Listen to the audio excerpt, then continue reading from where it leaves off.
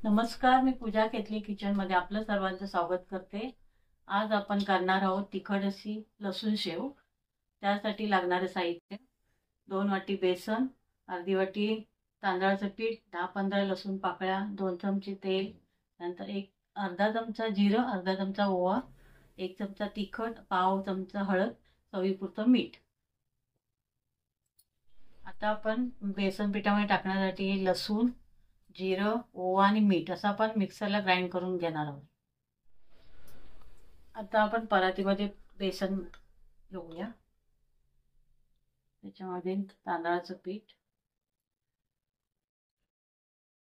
चांगले मिक्स करून घेऊ।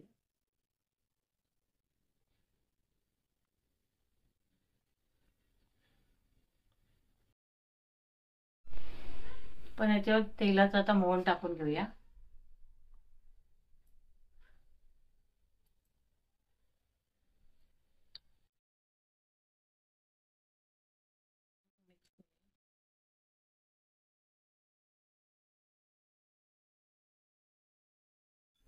हाताने मिक्स करून घ्यायचं।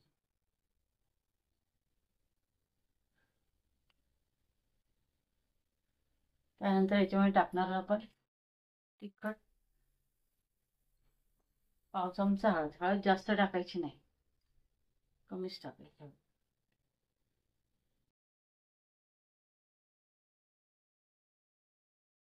पण मीठ लसूणची पेस्ट केलेली आहे त्याच्यामध्ये मीठ टाकून घेतले, त्यामुळे आता मी मीठ टाकलं नाही। आपण आता पाणी टाकून मी वाटून घेतलंय मिक्सरला। हे आपण आता गाळणीने असं गाळून घेऊया। ह्याच पाण्यामध्ये आपण भिजवायचं।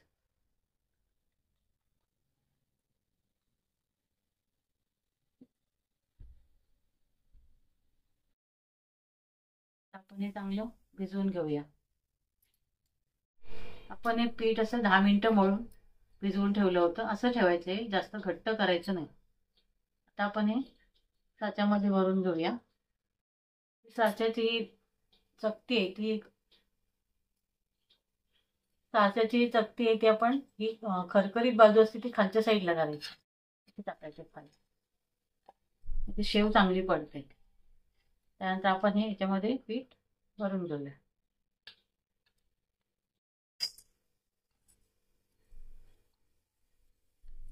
भरून घेऊ। आता आपलं तेल तापलेलं आहे साच्यामध्ये। आता ते आपण सगळं पीठ भरून घेतलेलं आहे। आता शेव पाडून घेऊया।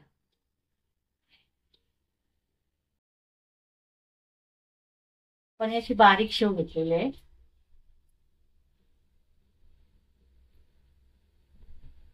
जास्त जाड पण नाही टाकायची, चांगली शेकत नाही।